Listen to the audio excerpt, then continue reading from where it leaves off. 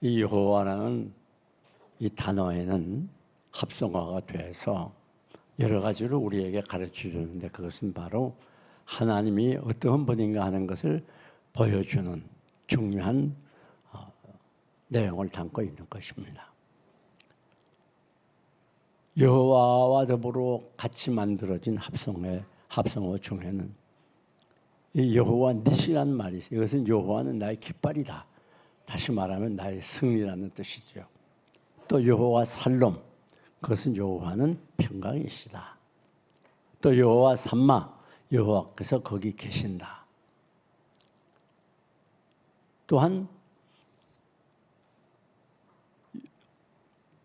오늘 본문에 있는 그대로 여호와 이레라는 말이 있는 것입니다. 또 여호와 라파, 그것은 여호와는 치료하신다는 치료의 하나님의 의미도 담고 있는 것입니다. 오늘 본문에 기록된 이 여호와께서 준비하신다, 이 말씀은 중대한 의미를 가지고 있어요. 하나님께서 아브라함을 불러서 아들 이삭을 모리아 산상에 제물로 바치라고 명령을 하게 됩니다. 그런데 아브라함은 그 아들 이삭을 데리고 모리아 산상에 가서 모리아 산에서 제물로 바치려고 하는 그 순간에 하나님께서 아브라함을 불러서 그 밑에 준비된 나뭇가지가 걸려서 보둥거리는 수량을 대신 제물로 바친다는 내용이 본문에 기록되어 있습니다. 이 여호와 이레라는 말은 여호와는 준비하신다는 뜻인데, 이것은 여호와 하나님은 우리 그리스도인들의 삶의 전 영역에 있어서 다 준비해 놓고 계신다는 걸 가르쳐요. 예를 들면 어린아이를 낳는 그 어머니가 생후에 어떻게 할 것을 준비해 놓지 않는 부모가 없어요. 먹을 것도 준비해 놓고 입을 것도 준비해 놓고 유모차까지 다 준비해 놓습니다. 하나님 우리의 일생에 가는 동안 필요한 것 다 준비해 놓았어요. 그런데 우리가 성경 전체를 보면 이 여호와 이레 하나님이 어떻게 나타나는 걸 알 수 있는데, 그 첫째는 천지창조의 여호와 이레입니다. 여러분, 하나님께서 인간을 창조하시기 전에 먼저 해와 달과 별과 모든 자연을 창조해 놓았어요. 그래가지고 인간을 마지막에 만드셔가지고 그 인간이 마음껏 누릴 수 있는 필요한 모든 것이 준비된 상태에서 인간은 태어나게 되는 것입니다. 하나님이 주먹구구식으로 아무렇게나 인간을 만드는 게 아니에요. 인간이 생활에 필요한 모든 것, 먹을 것, 또 필요한 것 다 준비해 놓았어요. 이게 하나님의 은혜입니다. 여러분, 하나님 해와 달과 별을 창조하셨어요. 생각해 보세요. 해가 만약에 없다고 하면 어떻게 될까요?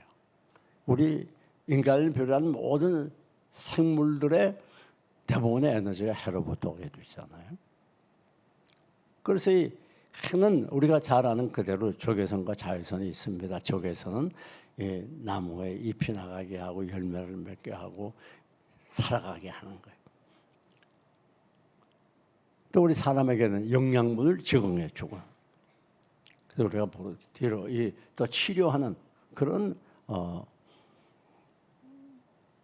의미도 있는 것입니다. 해가 없으면 보통 문제가 아니고 하나님이 이 해를 만드셨어요. 우리 인간을 위해서. 그런데 자세히 보면 놀랍습니다. 해는 6,000도나 되는 그런 뜨거운 열덩어리인데, 그게 만약에 10m로 얼음을 다 뒤덮으면 단 1분 만에 다 녹일 정도로 그런 강력한 불덩어리예요. 지구와의 거리를 보면 조금 더 가까우면 모든 생물이 다 죽게 되고, 조금 멀면 다 얼어 죽게 되는 거예요. 그런데 우리 하나님이 제일 적당한 자리에 위치해 해와 우리 지구를 배우려 놓으신 게 얼마나 신묘막측합니까? 그런데 해는 이 많은 열을 발산하기 때문에 우리가 잘 아는 이 수력 발전이라든지 또 지화 자원들, 석유라든지 석탄이라든지 이런 모든 것들이 사실 태양 열에 의해서 그것이 근거가 돼서 생성했다고 해도 과언이 아닙니다. 그것이 과학자들의 이야기예요.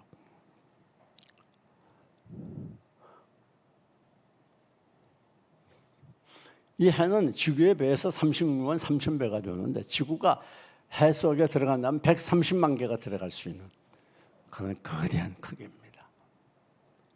하나님께서 이처럼 우주 만물을 창조하실 때부터 모든 인간에 필요한 것을 다 준비해 놓았어요.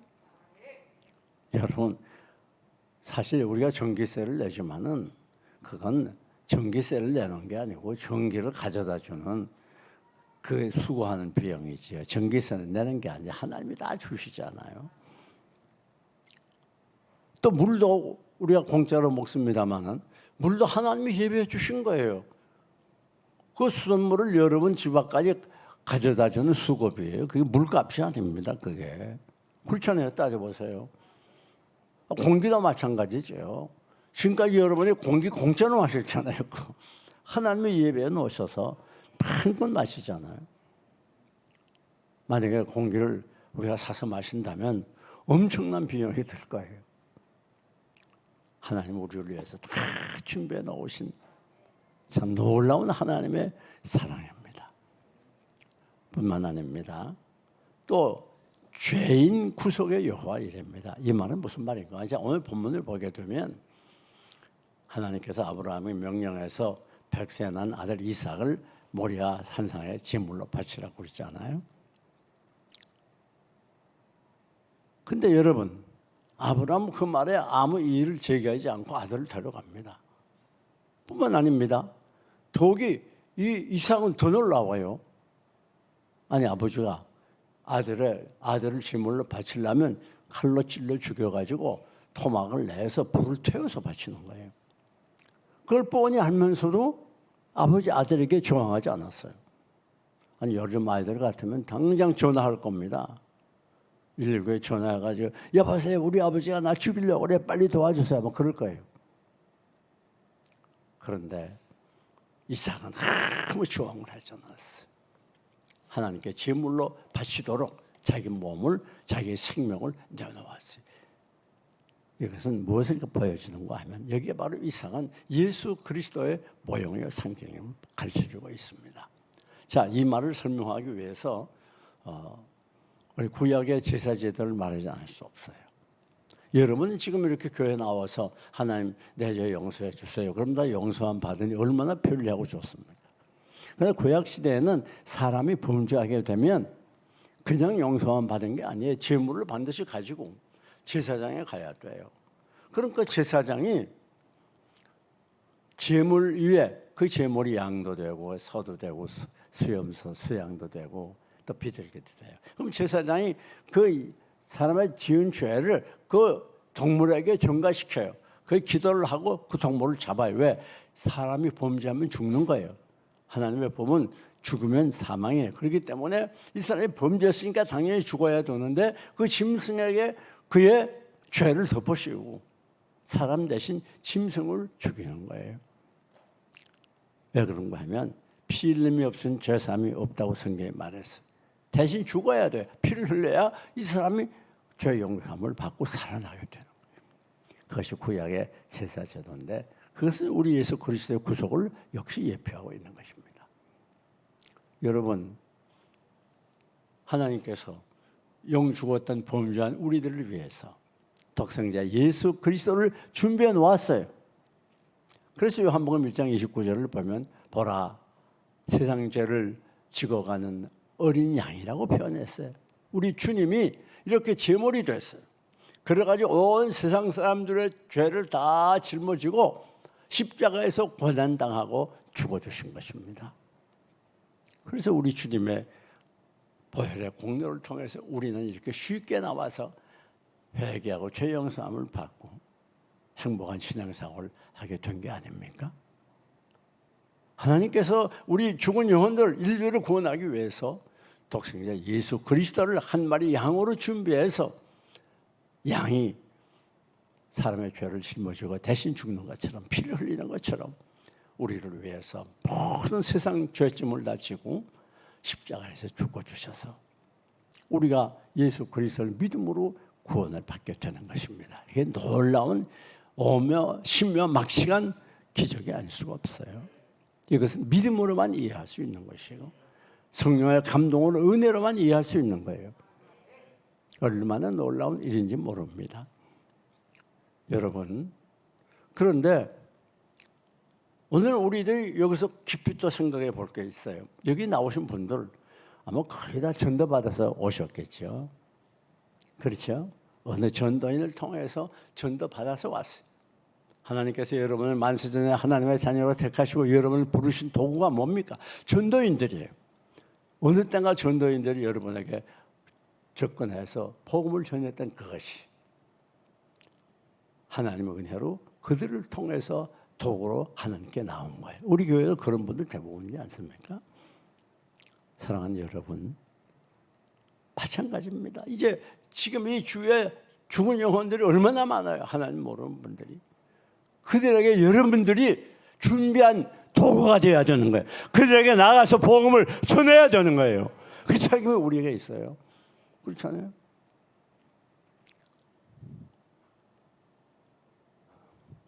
이 자유주의와 보수주의의 차이점이 있습니다. 기독교에 자유주의와 보수주의의 차이점이 어디 있는가 하면 자유주의는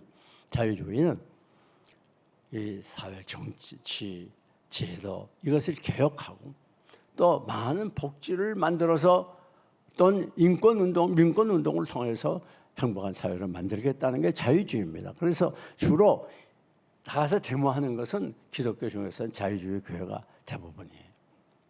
그러나 보수주의는 그게 아닙니다.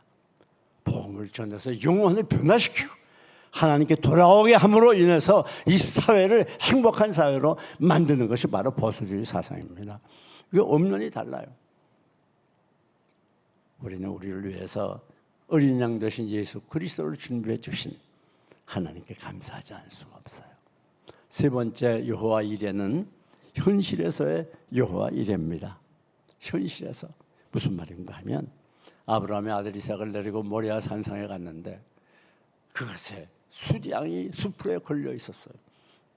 그런데 어느 때입니까? 이제 하나님의 명령을 따라 칼로 찔러 죽여서 제물로 삼으려고 찌르는 그 시간에 아브라함아 아브라함아 내가 하나님을 경외하는 줄 알았다. 미리 올라갈 때 야 수당이 준비되어 있어 그렇게 말한 게 아니에요. 올라가서 막 아이를 이제 잡으려고 묶고 있을 때 말한 것도 아니에요. 마지막 절묘한 순간에 위기의 순간에 아브라함아 아브라함아 수장이 여기 준비되어 있어. 그거 가지고 제사를 드려요. 뭘 가르치는 줄 알아요? 하나님은 가장 우리에게 필요한 때를 아시고 그리고 우리에게 가장 정확하게 우리에게 꼭 알맞는 것을 준비해 놓았다는 걸 가르쳐요. 여러분 일생 동안 지금 필요한 모든 것 다 준비되어 있습니다. 자기 아들을 아끼지 아니하시고 우리 모든 위하여 내어주신 이가 그 아들과 함께 모든 것을 너에게 은사로 주시지 않겠느냐. 어디 믿겨지면 아멘 해보세요. 이런 조건만 알아서 무슨 의미가 있겠습니까? 이 말씀을 100% 믿고 내 일생 동안 필요한 것에 부족함이 없다고 하는 믿음을 가지시기를 축원합니다. 그래서 마태복음 6장에서 우리 주님이 길게 설명했잖아요. 공중의 새를 보라. 심지도 않고 거두지도 아니하고 창고에 모아들이도 아니하되 여호와께서 기르시나니 너희는 이것들보다도 귀하지 아니하냐. 믿음이 적은 자들아 의심하면 안 돼요. 내 일생에 필요한 건 우리가 하나님이 다 준비해 놓았어. 내게 필요한 건 하나님 아버지가 다 준비해 놓았다는 믿음을 가지시기 바랍니다. 비록 당장 눈에 보이지 않고 현실은 어둡고 캄캄해도 당장 뭐가 되는 일이 없는 것 같고 당장 절망에 빠진 것 같아도 그러나 하나님은 내 아버지야. 전능하신 분이야. 나를 위해서 필요한 거 준비해 놓았습니다. 믿음을 가지세요.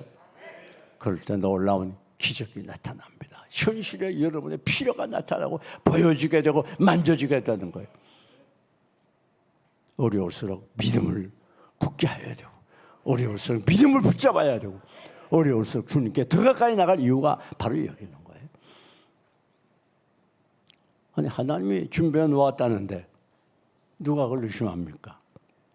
주님 내 길 예비하시니 나 기뻐합니다.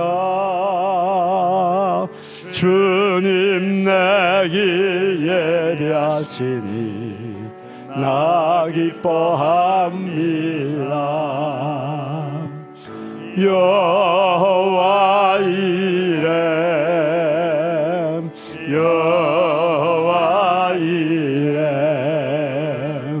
주님 내 길 예비하시니 여호와 이레.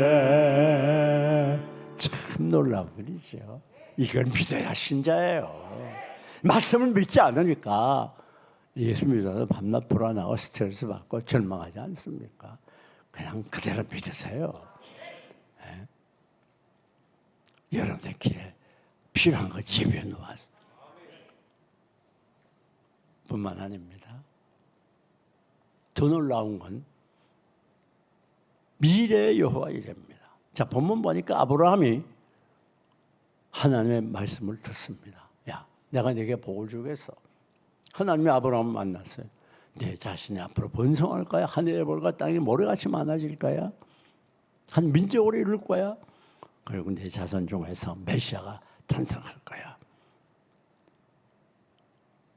놀라운 복을 약속해 줍니다. 여러분 꼭 기억하세요. 지금 현실을 보니까 얼마나 답답해요. 물가는 계속 올라간다 그러죠. 장을 보러 가도 답답하고, 또 주식은 계속 떨어지고 있다지요. 정치도 혼란합니다. 도덕은 말할 수 없이 타락해 갑니다. 이단은 극성입니다. 오늘도 새벽에 보니까 저희 집 앞에 이단 교회가 있거든. 가득 나왔어요, 주차장에. 이야, 우리보다 열심히 해. 그러나 여러분 낙심하면 안 됩니다. 미래는 내게 속한 것이 아니라 하나님의 손에 있습니다. 우리 하늘 아버지에게 있습니다. 사람이 자기의 길을 계획할지라도 걸음을 인도하는 분이 여호와 하나님이. 우리는 잠깐 후에 앞길을 몰라도 그러나 우리 하나님 여러분의 일생을 바라보시고 여러분의 일상에 필요한 모든 것을 준비해 놓고 계신다고 하는 거 꼭 기억하세요. 네가 스스로 말하기를 우리가 아무 도시에 가서 거기서 열심히 일해서 돈을 많이 벌겠다, 부자로 살겠다, 그렇게 생각하지만 너희 생명이 무엇이냐, 너희 잠깐 보이다 없어져 안겠니라. 사랑하는 여러분, 우리의 계획이 중요한 게 아니에요. 내 노력, 내 수고, 내 전형에 내 미래가 달리는 게 아닙니다. 사회 환경에 내 미래가 달리는 게 아니라 우리 하나님의 손에 있습니다. 우리 아버지의 손에 있습니다. 그런 걸 우리 희망을 가져야 돼요. 미래의 하나님이 여러분의 일생을 계획해 놓고 계세요. 미래의 하나님이 여러분의 간을 인도하세요. 하나님이 여러분의 미래를 다 알고 계시고 여러분의 필요한 모든 것을 예배해 놓고 계신다는 거, 이걸 믿어야 그리스도예요. 그래서 우리는 이미 결론 알고 사는 사람들이기 때문에 현실이 어둡고 답답해도 힘이 들어도 낙심하지 않아요. 희망을 가지고 한 걸음 한 걸음 주님의 인도 따라가는 거예요. 모든 세상 사람들이 다 현실에 절망하고 좌절해도 우리가 희망을 가져야 되는 이유가 바로 여기 있는 것이, 미래는 내게 속한 것이 아니고 누구에게? 우리 하늘 아버지에게 속한 거예요. 또 우리 영원한 여호와 이레입니다. 그게 무슨 말인가 하면 하나님은 우리를 현실에서만 필요한 거 공부해 주는 게 아니고 영원한 천국을 예비해 놓고 있다는 거예요. 얼마나 감격스러운 일인지 몰라요. 여러분, 이 세상에 만약에 이 세상에 사는 것으로 끝이라면 어떤 의미에서는 빨리 죽는 것도 괜찮지요. 밤낮 고생하고 힘이 들잖아요. 살아갈수록 힘이 들잖아요. 고난이 끊이지 않잖아요. 결혼 안 하고 혼자 살면 혼자 살아 힘들고, 결혼하면 결혼도 힘들고, 애 낳으면 애 낳아서 힘들고, 그냥 모든 것이 고난이잖아요. 취직 안 하면 안 해서 힘들고, 취직하면 해서 힘들고, 빨리 죽으면 빨리 죽어서 섭섭하고, 오래 살면 오래 살아도 더 힘들고. 여러분, 이 세상 것에 대해서 욕심을 버리세요. 세상 것은 늘 헛되요. 그래서 헛되고 헛되니 헛되고 모든 것이 헛되다고 솔로몬이 그랬어요. 모든 세상 부귀영화 다 누려보고 결론이 뭡니까? 세상 것 헛되는 거예요. 우리가 착각하면 안 됩니다. 왜 나만 이렇게 고난을 당하나? 왜 나만 이렇게 힘든가? 그 최 목사가 얘기 안 들어 뭐 기도 다 하고 온 것 다 해보지만 저는 일 없고 기도 응답 안 되고 때리셔야 되겠다. 뭐 여기 그런 분은 없겠습니다만은, 그런데 생각을 바꿔야 돼. 왜 그런가 하면요, 예수 믿는 걸 기본적으로 믿어서 내가 잘 되고 복 받고 뭘 해결 안 받고 내 손을 이루는 게 아니에요. 물론 우리가 열심히 기도하고 신앙생활을 하면 하나님이 그 복도 주셔요. 병도 고쳐주고 문제도 해결해주고 기도 응답해요. 그러나 여러분이 거기에 초점을 맞추고 신앙생활을 하면 근본적으로 잘못된 거예요. 기독교의 본질이 뭔가요? 기독교의 본질은 나를 위해 사는 게 아니라 하나님을 위해 사는 거예요. 내 영광이 아니라 하나님의 영광이에요. 나를 기쁘게 하는 게 아니라 하나님 기쁘게 하는 것이고, 내 뜻대로 원하는 게 아니라 하나님의 뜻을 이루어 드리는 것이 우리 신자의 삶의 본분이에요. 우리나라는 이 초동 종교가 샤머니즘이에요. 그래가지고 이 기독교가 이 샤머니즘하고 믹사가 돼버려가지고 혼잡이 됐어요. 그래서 예수 믿으면서 그걸 주로 기복주의라고 많이 그랬잖아요. 그래서 믿을 목적이 내가 세상에서 잘 되고 내 소원 이루어지고 우리 가정, 우리 아이들 다 성공하고, 거기에 목적을 두고 믿는 분이 많아요. 그래가지고 그게 이루어지지 않으면 실망합니다. 마음만 기도해도 뭐 되는 것도 없고 말이지. 때를 쉬어야 되겠어. 그렇게 생각하면 큰 착각이에요. 우리 예수 믿는 건 나를 위해 믿는 게 아니에요. 하나님을 위해서 믿는 거예요. 주님 기쁘시게 하여서 믿는 거예요. 왜 나만 이런 어려운 일이 있어? 다른 사람 다 잘 되는 것 같은데 천만의 말씀입니다. 다 물어봐요. 고난 없는 인간이 없어요. 내년에 좀 나아질까? 내년에 나아질까? 착각하지 마라. 걱정할 필요 없어요. 일이 더 많아요. 더 힘이 들어요. 인간은 고난을 위해서 태어났다고 욥기서에서 말한 이유가 거기 있는 거예요. 고난 없는 사람이 어디 있는 줄 알아요? 여러분, 성경을 보면요, 이스라엘의 제사장 중에 대표, 대제사장 누굽니까? 아론 제사장. 아론이 아들이 넷이 있었어요. 근데 두 아들이 하나님께서 지시하지 않은 다른 불을 제단에 들이다가 동시에 죽였어요, 하나님. 이게 말이 됩니까? 그래요, 안 그래요?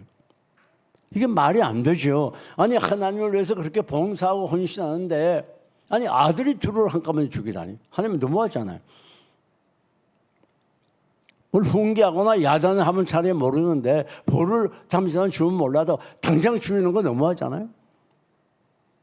그러나 아론 제사장은 한 원망과 불평을 하죠. 사사기에 나오는 이 사무엘상에 나오는 엘리 제사장은 마찬가지입니다. 이스라엘 마지막 이 선지, 이 사사 아들 둘이 그만 하나님께 죽임을 당합니다. 음란한 일을 하고 불법을 행하다가 아무 불평하지 않아요. 여러분 모세 보세요. 모세가 40년 동안 이스라엘 민족들과 더불어 숱한 고난을 당하고 원망불평하고 위기를 넘기면서 40년 동안 이스라엘 백성을 가나안으로 인도하지 않습니까? 근데 결국 모세는 가나안에 들어가지 못해요. 모세야, 너는 그 생수가 터지고 바위가 터져서 생수를 내게 될 때 네가 내 영광을 가리웠기 때문에 넌 가나안에 못 들어와. 그래가지고 느바산에 올라가서 가나안을 하나님께서 구경만 시키고 거기서 불러갔잖아요. 아니, 모세가 단 한 번 실수했는데 그거 가지고 그렇게까지 할 게 뭐예요? 예? 막 원망 불평할 만하잖아요. 아무 말하지 아니하고 모세는 그 자리에서 하나님께 부르심 받는 거예요. 여러분, 오늘 우리가 나는 왜 이렇게 돼? 왜 내 소원은 안 이루어지? 우리 아니 왜 이래? 우리가 좀 그렇게 하면 안 됩니다. 이해하려고 하지 말아요. 우리가 이해할 수 있는 이 세상에 거의 없어요. 우리가 이해하려고 할 때 사단이 시험을 받게 되는 거예요. 왜 이렇게 돼? 여러분, 그 이해하는 사람 아무도 없어요. 나보다 내가 지금 최고의 고난 당하는 것 같지만 나보다 더 많은 어려움 겪는 사람들이 우리 주위에 얼마든지 있습니다. 중증 장애자가 되어가지고 평생 고생하는 분들이 얼마나 많아요. 그리고 가끔 뉴스에 나지 않아요? 그게 자기 자식 장애자 죽이고서 자기도 죽고 그런 일 가끔 신문에 나잖아요. 여러분, 현실이 힘들고 어렵고 고통스러워도 그것 때문에 낙심하고 좌절하지 말고 이해하려고 하지 말아요. 왜 나에게 일이 일어나? 내가 이렇게 신앙생활 열심히 하는데 하나님께서 왜 나를 이렇게 힘들게 해? 하나님 정말 살아계신가? 그리고 원망하지 말아요. 사랑하는 교회 여러분, 그럴 수도 있지. 오히려 고통스럽고 괴로울 때, 그러나 그것은 하나님의 섭리가 있고 하나님의 뜻이 있고 내게 꼭 필요한 것이기 때문에 이 고난이 내게 있다고 하는 것을 알고 우리는 더 겸손하게 낮아져서 그 환난과 시련을 잘 수용하고 받아들이고 오히려 그 가운데 하나님의 뜻이 이루어지길 바라고, 하나님, 이 시련이 끝나지 않아도 좋습니다. 그러나 이 시련을 통해서 하나님의 뜻이 이루어지고 하나님께 영광 받으시기를 바랍니다. 이게 신자시나고 신자예요. 내 어떤 조건적인 것 가지고 매달리고 그게 안 되면 불평하고 하나님 떠나는 건 그건 기복주의야, 기복주의. 우리는 그런 시시한 신앙이 되지 맙시다. 좀 차원을 높여서 살든지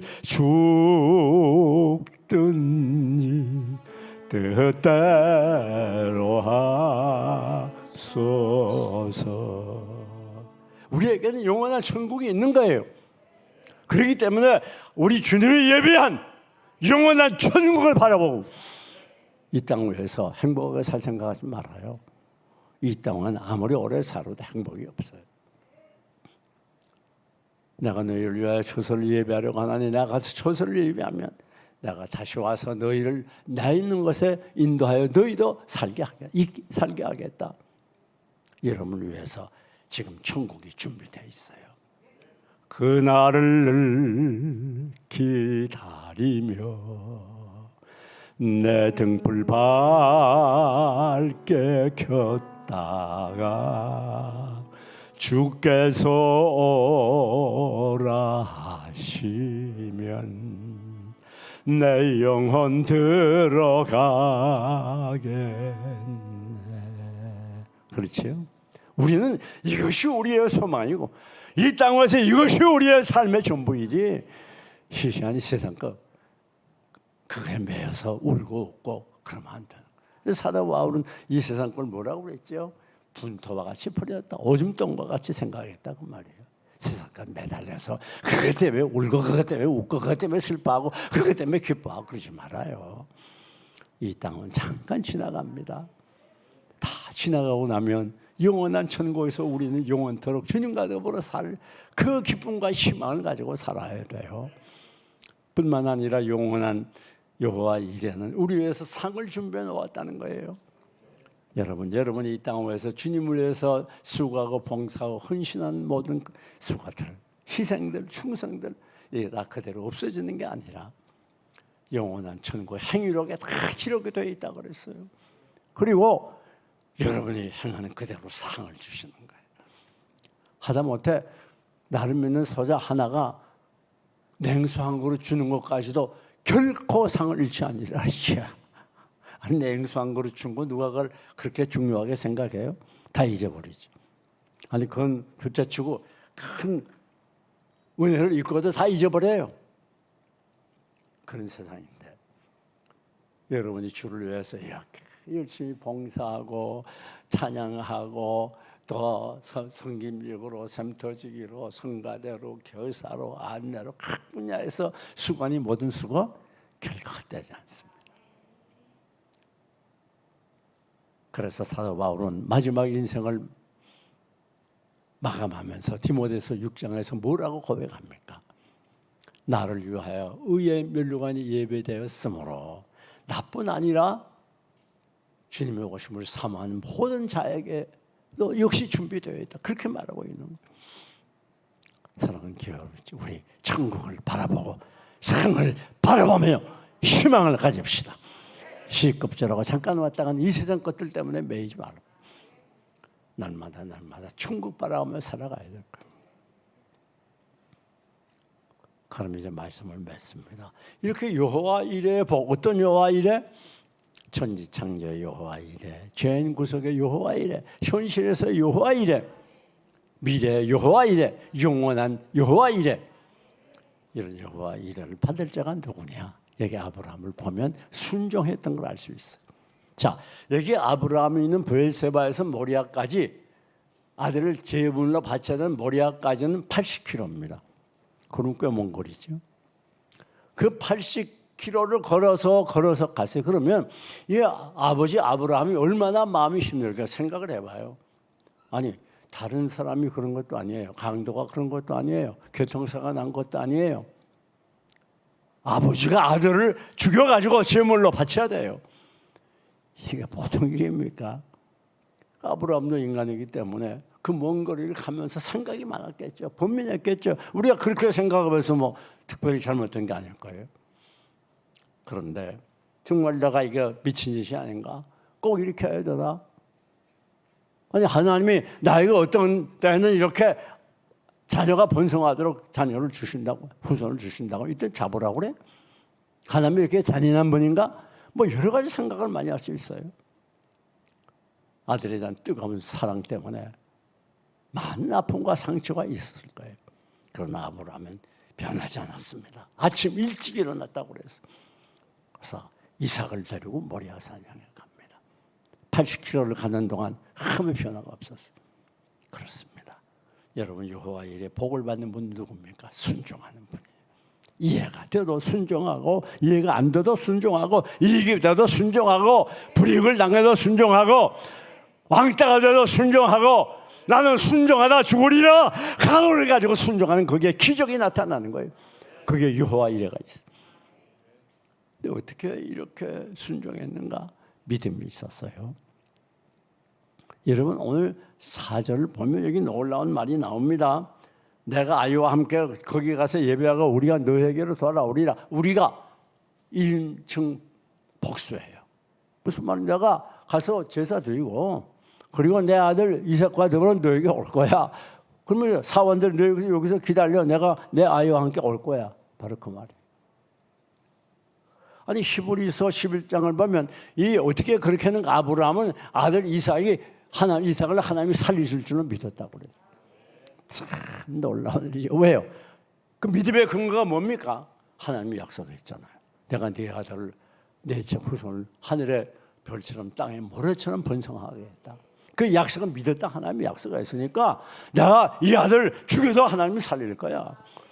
이야, 놀라운 믿음이지. 그렇습니다. 오늘 여러분들이 이생 살아가는 동안 어떻게 말씀대로 철저하게 순종할 수 있습니까? 어떻게 기적이, 여호와 이레의 기적을 만날 수가 있습니까? 또 순종하면서 믿음으로 순종할 때. 왜? 하나님께서 나와 함께 하시겠다고 약속했어. 내가 가는 길을 인도한다고 약속하셨어. 내 필요한 걸 공급해 준다고 약속하셨어. 나를 환난에서 건져주시고 질병을 치유해 준다고 약속했어. 내 인생을 책임져 준다고 약속했어. 그 약속의 맛을 탁 붙들고 한 걸음 한 걸음 순종하고 또 순종하고 또 순종하면서 믿음으로 살아갈 때 거기에 여호와 이레의 기적이 나타나는 것입니다. 이거를 늘 기쁨과 감사가 떠나지 않는 거예요. 말씀을 정리합니다. 사랑하는 교회 여러분, 현실에 많은 환난과 시련이 있습니다. 갈수록 상황이 어려워지고 복잡해집니다. 눈에 보이는 건 암흑뿐이고 절망뿐입니다. 그러나 꼭 기억하십시오. 여러분 앞길에 여호와 이레가 기다리고 있습니다. 하나님이 여러분의 일생을 위해서 필요한 모든 것을 준비해 놓고 있습니다.